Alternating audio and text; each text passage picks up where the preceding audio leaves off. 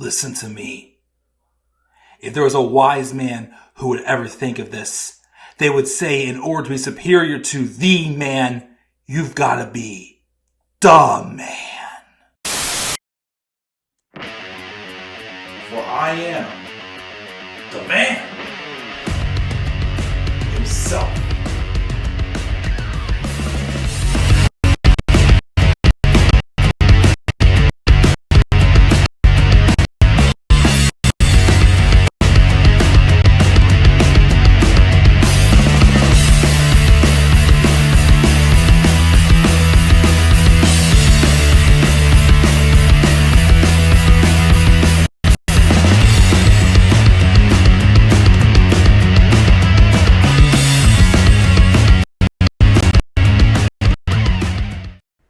Good morning, everybody, and how y'all doing this fine Friday morning? This is the Club of the Man 1993, and first off, I did finally, because I had to update the graphics due to the change in the tag titles. But again, hopefully in just a few more weeks, maybe around Summerslam, I will be bringing back Twitter and Instagram accounts for the channel. So for now, there's going to be no social media stuff below the graphics. The ones that, of course, I'm able to eliminate it from for now. But it will, again, be back probably end of the month, right around SummerSlam. It probably will be coming back. But we're here. This is the Club of the Man 1993. And if I'm talking a little fast, and if you're wondering why I'm recording a video on a Friday morning, I'm actually off work today. Big day today. I'm going to be all over the place shopping and taking my wife to her 20-week sonogram. We get to find out the gender of our baby today, so I'm in a very good mood. But we are having a small little gender reveal party tomorrow. So I took the day off, and my sister-in-law and I are going to be shopping for stuff afterwards. But again, I am behind on content. I had a very busy week trying to get ready for this, and by the time I was getting home, I was too tired to record quality videos. So I was at least getting graphics right. So I have a lot of graphics ready for a lot of videos.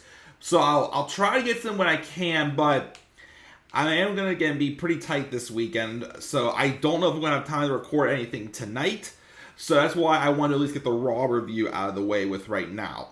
It's probably going to be brief, but I'm going to make it, good quality and make sure, I didn't just go, this happened, blah, blah, blah, this happened. Just give my brief thoughts, and then I'm going to have to hit the road.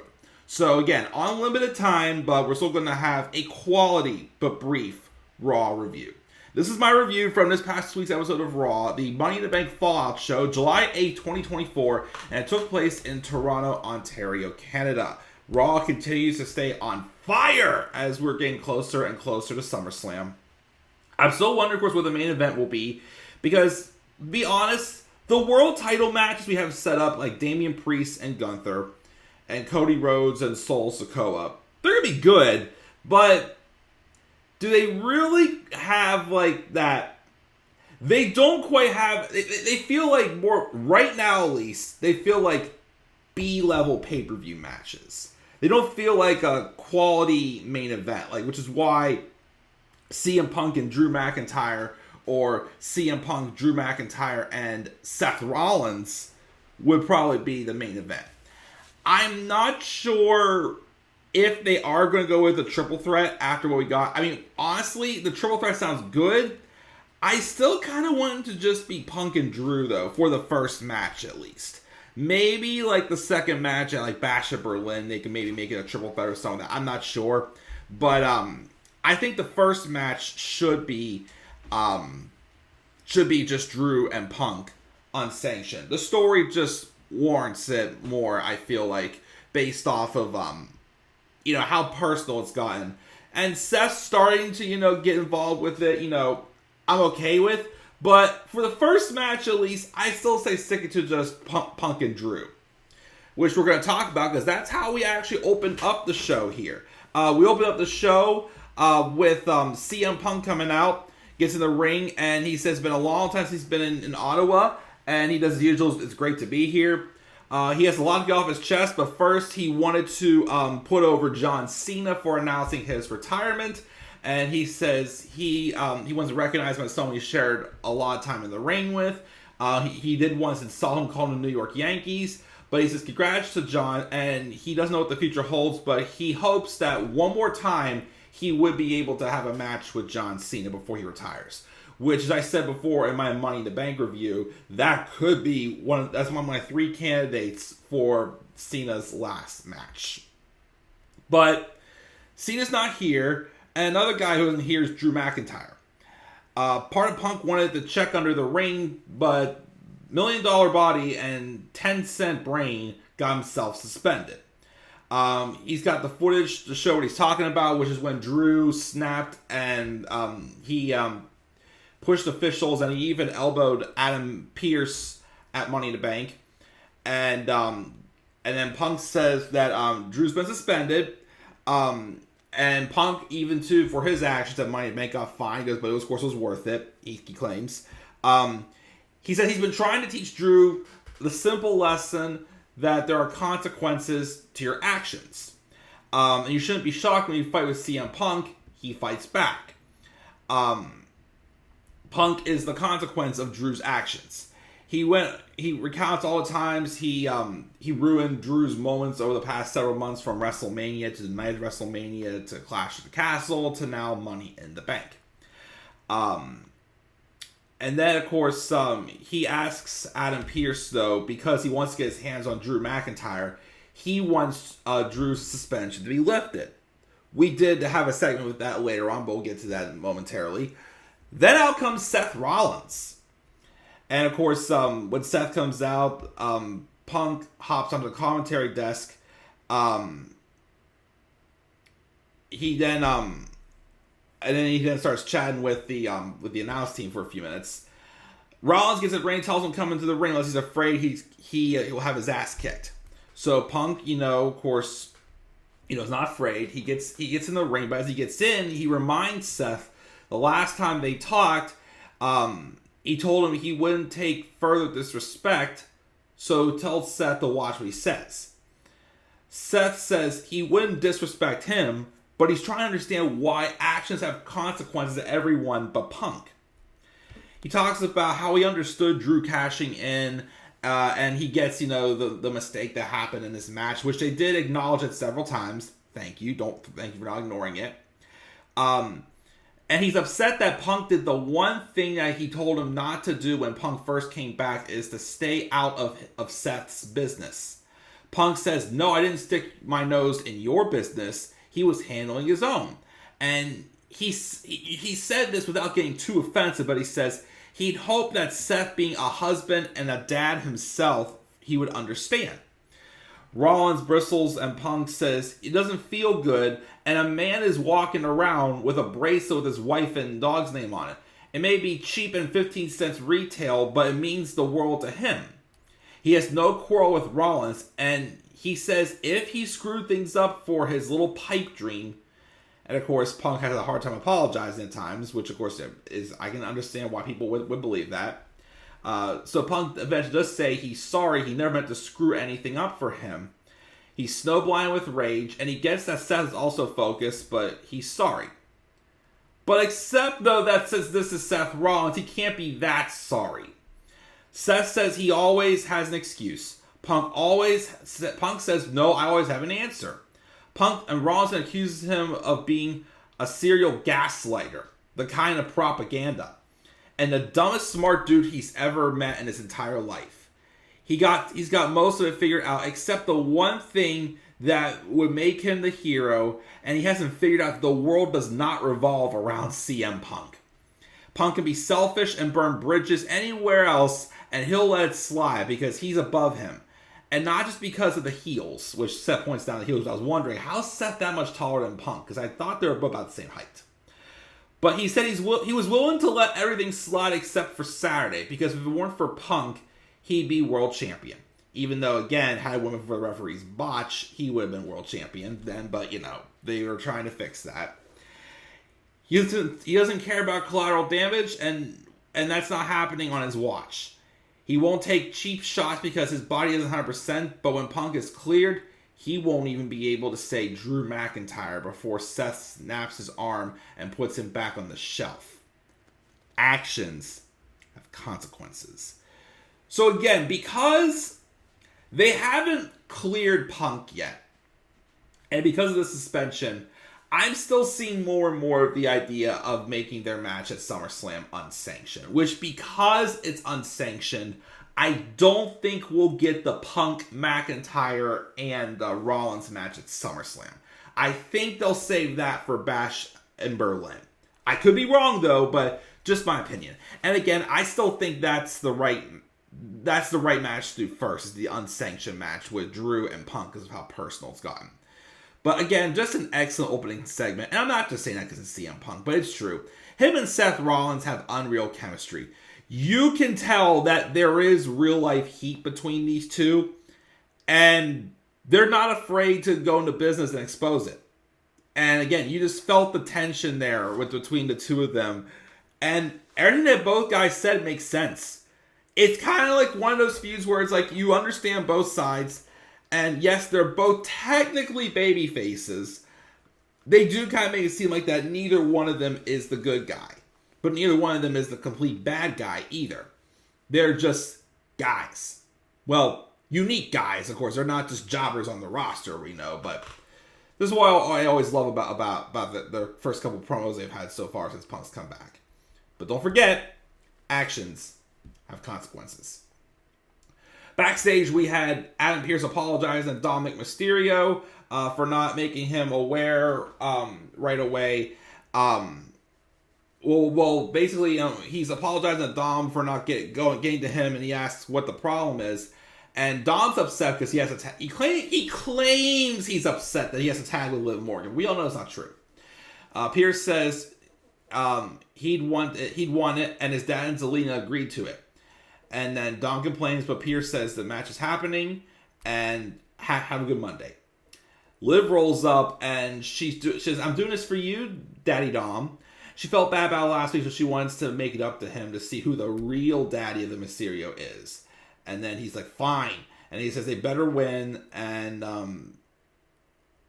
yeah. So of course, Liv wants to go off and talk strategy. We see more segments throughout the night, and of course, they are not PG at all. Let's put it that way. The first match we had in the card was main event Jey Uso versus Chad Gable. It was a good match. Of course, these were my two favorites to win Money in the Bank, but of course, didn't happen. Match was good, but then towards the end of the match, the lights start to dim. They're teasing the Wyatt 6, but the lights didn't completely go out. Jey Uso does win. Afterwards, though, he gets up and he sees the lights going out, and he goes, "Yeet!" and he ditches Chad Gable. Lights go out, and normal shit happens. Gable gets up, and the masked woman, which is Nikki Cross, appears by the commentary table, and Chad runs up the ramp, and then Nikki gives the commentary team another box. And of course, she hands the thing to Pat McAfee, because this is the first time Pat McAfee has been able to, he's been out the past 2 weeks. And of course, we will see that tape later on in the show. Backstage, Sheamus has an interview. They're talking about how it's the 15-year anniversary for Sheamus and WWE. Congratulations, Sheamus. He's interrupted though by Bronson Reed, who asks why we're talking about him. We need to talk about the future instead of the past. Sheamus calls Bronson a crybaby and says he must know what comes next when you rudely interrupt him. And he wants to settle it in the ring. But then Bronson's like, "I'll fight you anytime, but not tonight. First, he needs what he does to his mate, Pete Dunne." Which I'm like, "Oh, Pete Dunne. I hadn't seen him on TV for a while."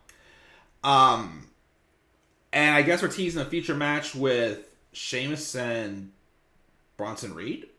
Looks like it. We then had Bronson Reed and Pete Dunne. I wasn't aware of this. I believe it happened on NXT, but they did announce that Tyler Bate is going to be out for 6 to 9 months due to, I think he tore his pec. Very similar injury to what Cody Rhodes had, or probably the exact same injury what Cody Rhodes had. It looked like he did it during a match on NXT. So he is going to be out for 6 to 9 months. So Pete Dunne's solo. And I thought the match he had with Bronson Reed was really good. I am hoping, again, this is one of those things where, he's kind of getting like an accidental singles push, which seems to be what they're doing. And I hope they capitalize on it. Triple H views Pete Dunne as one of his favorites from NXT. So I feel like, again, he's going to be in very good hands. But him and Bronson had a really good match. Bronson was able to just slip in that tsunami to get the victory. Afterwards, though, I really like this. Bronson goes to attack further, but then Sheamus goes to make the save and sends Bronson repacking. He tries to hug his old Brawl and Brute buddy Pete Dunne, but Pete shoves him off and just walks away. There is history there. Remember, he did ditch the Brawl and Brute Sheamus, but I can't remember if he just got written off because of his injury, or I can't remember if he for real did back off. I know Ridge Holland was the one who walked out on Pete Dunne. But obviously, Pete Dunne, who, is a silent badass for the most part, doesn't really talk much, but, he's still like basically a badass babyface. But, he doesn't forgive very easily. So, yeah, I'm interested to see where that goes with Sheamus and Pete Dunne. Yeah, I'm hoping this does give Pete Dunne a nice spotlight as well as a single star on Raw, as he does deserve it for sure. We then see Seth Rollins run into Damian Priest, who was with Judgment Day chatting, and he shoos him away. Rollins says, better to be lucky than good. On Saturday, Priest was very lucky, but also very good. He kept his word, he kept the Judgment Day away, and Seth will keep his word and not go after the title. But if he wants to keep it, he tells Damian, you'll have to be better at SummerSlam against Gunther. Priest said he believes he still has a lot to prove when he's done with Gunther, he's willing to give Seth another shot. And Rollins sends a hand and a shake, and then he walks away, which I like. Again, that's another way to kind of acknowledge that, hey, referee screwed up. So Seth didn't get pinned also. So technically, he should get another shot. But I feel like that's a way to set up, because I still think Gunther's winning at SummerSlam. They're probably going to do Seth Rollins and Gunther a Bash in Berlin. Or they could do a triple threat, who knows. Well, I'm already thinking they're going to do Punk, Rollins, and McIntyre in a triple threat. Maybe they'll do that and make it like a number one contenders match, and the winner fights Gunther. Could be at the same show on the same night, or it could be at Bad Blood, the next pay-per-view, who knows. But I think we're going to be getting that match at Bash in Berlin. That's probably going to be main event too, because, we're in Gunther's home country. But then, when this happened, I'm like, okay, where is she? Damian Priest then gets a phone call and Spires and asks, where are they? So, and of course, they had a segment later on where he basically teased he knew what it was. And I'm like, okay, where's Rhea? But yeah. Also, because today, of course, I have to keep a secret for like 24 hours of the reveal my gender. The reveal my baby's gender. I was thinking of the segment NXT where they had Nikki Cross banging against the wall when she knew who attacked Aleister Black. She's like, I know. I feel bad when I said people that clip that they just go, I know. Which I find out probably about 3 or 4 hours, I think is when I find out. But yeah. Anyways, after that we have Sami Zayn coming out, saying it's an honor to be standing in this ring in the nation's capital, well, Ottawa for Canada, and representing Canada as a champion. Braun Breaker brought it all at Money in the Bank, but except, again, he made a mistake thinking Sami was an underdog, because Sami's no longer an underdog. He's a champion. He believes he's earned respect, and Braun brought no respect, and learned a hard lesson that it's one thing to knock him down, another thing though to keep him entirely down. Braun though comes out. Braun Breaker, that is, not Strowman. Braun comes out and Sami asks, why are you here? Looking for a rematch, or are you just going to keep staring?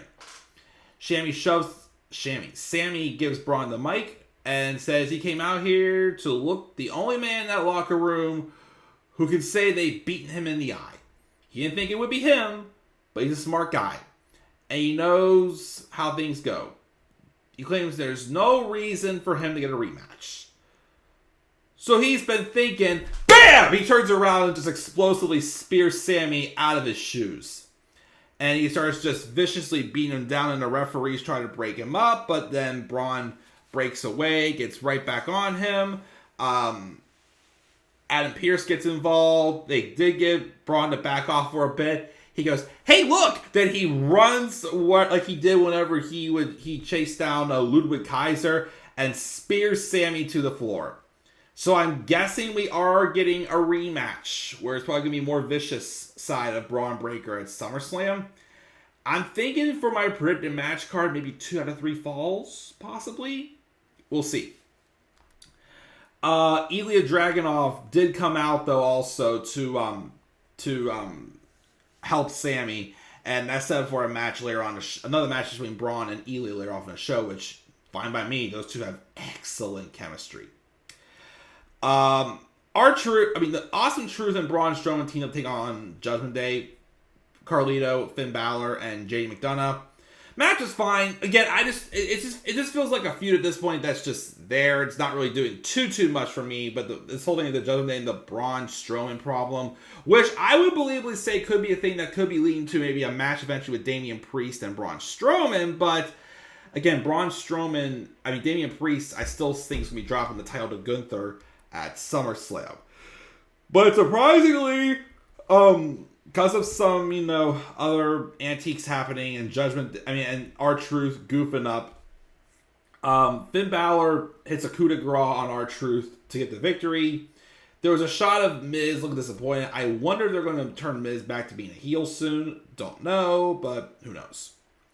Then we had the segment with Punk backstage with Pierce trying to get him to get Drew's suspension lifted, which Pierce says he will talk to Drew next week, but he wants Punk to stay home. Punk reluctantly does accept to stay home, but will he? We'll see. But we will be getting Drew McIntyre next week. We have Liv Morgan. Oh, yes. First of a few segments that was obviously not PG. Liv wanted to work out and figure out their double team moves with Dom. But Dom's like, I'm not having it. She then pushes Dom onto the couch and then starts massaging his leg.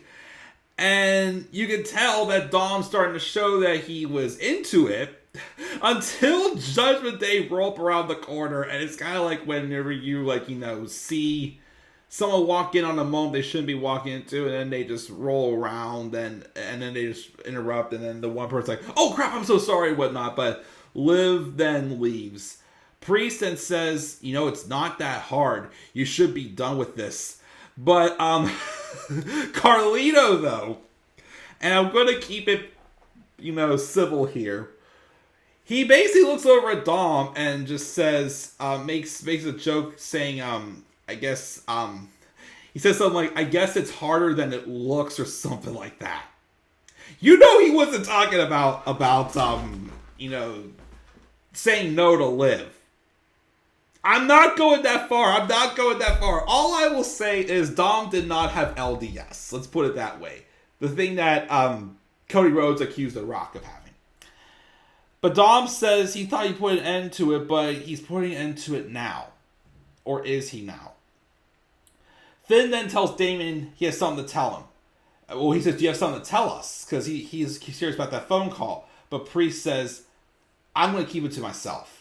Because Dom's going to find out soon. Which, again, we all know that means that Rhea Ripley's coming back.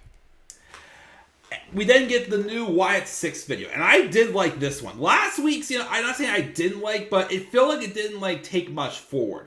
This one I did. Because Bo Dallas starts talking about his family.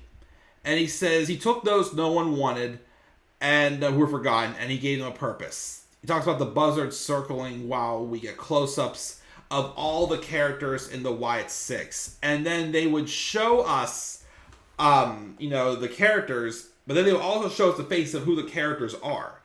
So we didn't see Loomis, Rowan, Gacy, and Nikki Cross. He's then asked if they are sick, and Bo says yes, that sick will be what they are then. But we weren't even done with that, because afterwards we have Chad Gable confronting Adam Pearce backstage, saying, "Are you avoiding me?" And he's like, "Why aren't you doing anything about the Wyatts?" And then Pierce says he's doubled security, and he says, I think you need to figure out what you're going to do when they go after you. Chad complains and says he will, and Adam Pearce opens up his office door. Sitting inside his office in just his regular black clothes is Bo Dallas. And then Pierce shuts the door, and I'm like, oh, now we're going outside the videotapes just to actually see Bo Dallas on TV. I'm excited. I cannot wait to see. I'm guessing this is going to set up maybe for a match between just Bo Dallas and Chad Gable at SummerSlam. Kind of like how it was when like Bray would wrestle as just himself and not the Fiend. And maybe something, I don't know. Maybe something unique at SummerSlam with them. You know, again, I'm loving what they're doing with the Wyatt 6. I'm just hoping that this doesn't hurt Chad Gable too much. There was a vignette for Damage Control video pack where they said they've lost control and it's time for change, and they're going to push back tonight, they claim, when they take on Lyra, Valkyria, Kayden Carter, and Katana Chance. We then had another great match between Braun Breaker and Ilja Dragunov. Again, these guys have excellent chemistry. This match, though, ended in a DQ because Braun Breaker obviously he couldn't beat Ilja. So he decided to throw an office chair into Dragunov's face for a DQ. He also then throws a fit and beats down on Ilja even more. Sami Zayn, though, makes the save. And then Sami and Bron brawl again.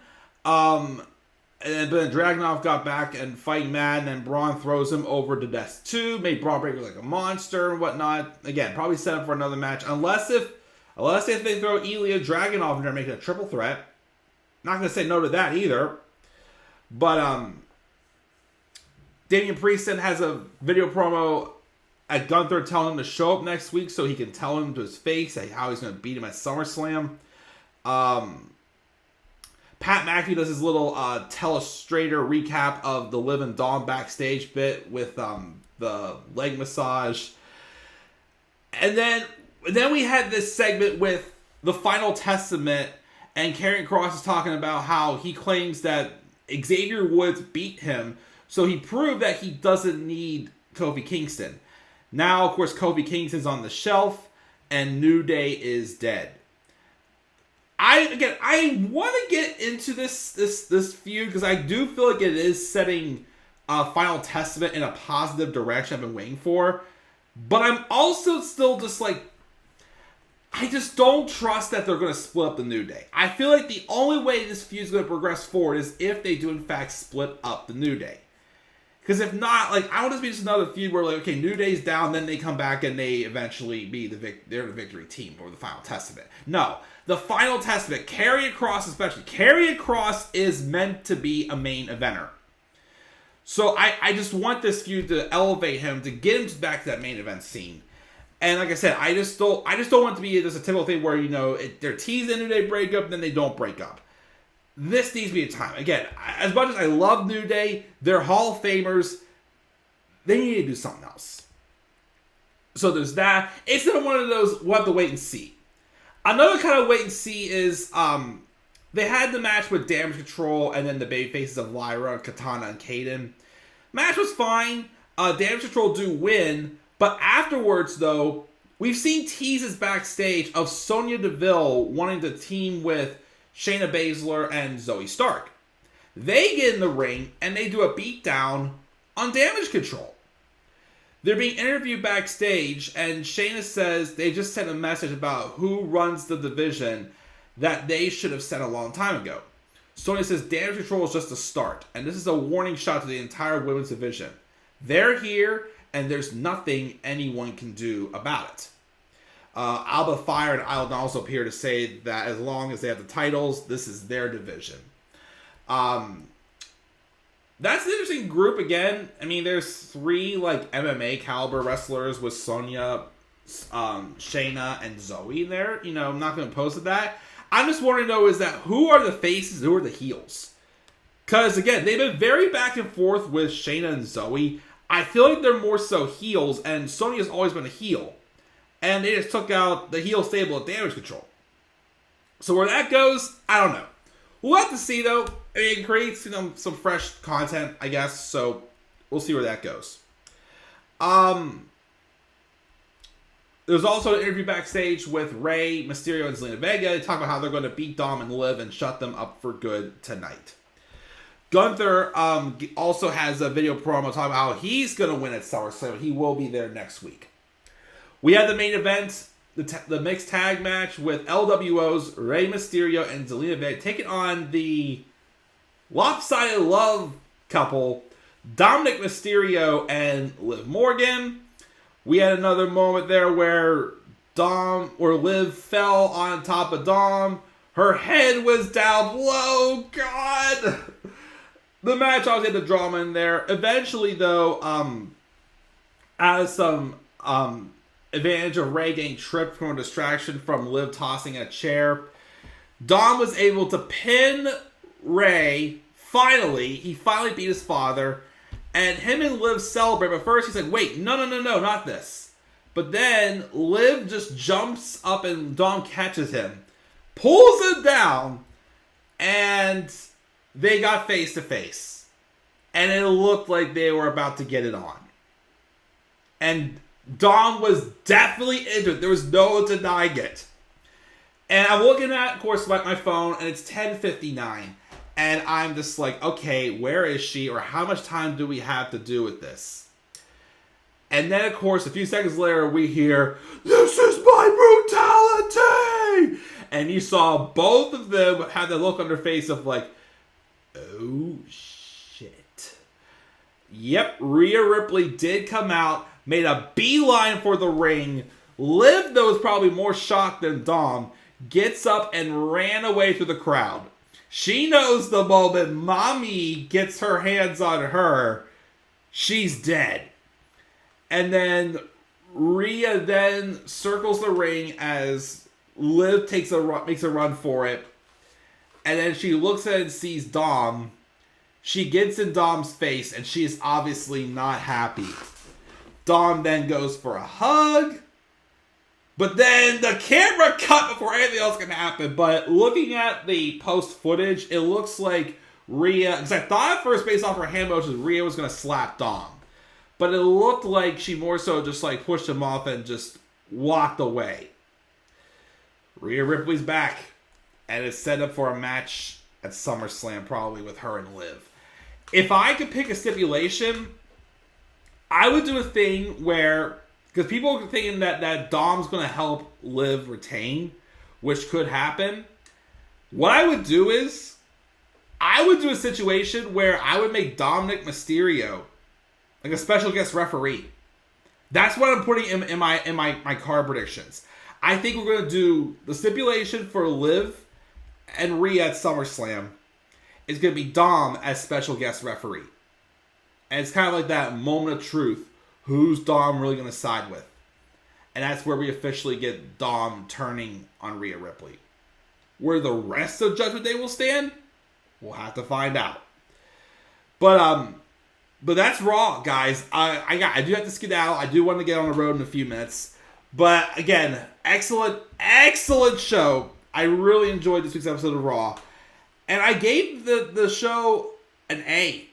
Again, a couple things like the stuff with, Damage Control, Sonya, Shayna, and Zoey, and like Final Testament and New Day, kind of like, okay, like, let's see where this goes. I could see it being good, but I also can see it not being as good as it looks. And even like the stuff with Braun Strowman and the Judgment Day, I'm kind of like, okay, is this kind of just like a little bit of filler or whatnot? Like, where's this go? Like, if it was leading to Braun Strowman getting a title shot against Damian Priest, sure, but again, I still think Damian Priest is dropping the title to Gunther at SummerSlam. But we'll see where it goes. Again, I gave the show an A. And I'm going to skedaddle. I will be posting hopefully some more videos in the next couple of days as well, because I have a lot of graphics ready to talk about a lot of different things. And we'll go from there. So guys, quality A review for Raw this week. Talked about as long as I would normally, so I guess we're good. But I'm going to skedaddle, guys. Again, A for Raw. Where you guys thoughts this week's episode of Raw? We're on the road to SummerSlam. Fall for Money in the Bank. Leave your guys' thoughts about everything down in the comments section below. Be sure also, as always, to slap a like on the video and subscribe for more content on my channel. You may also follow me on TikTok at The Club with the Man 1993. Again, Twitter and Instagram will be back around SummerSlam, I would say. So until then, guys, I'm checking out. I'll catch you guys all later. Have a great rest of your day. And do not forget, in order to be superior to the man, you've got to be the man. And for I am the man himself. And that is not just an opinion, my friends. That is a fact of life. Yeah!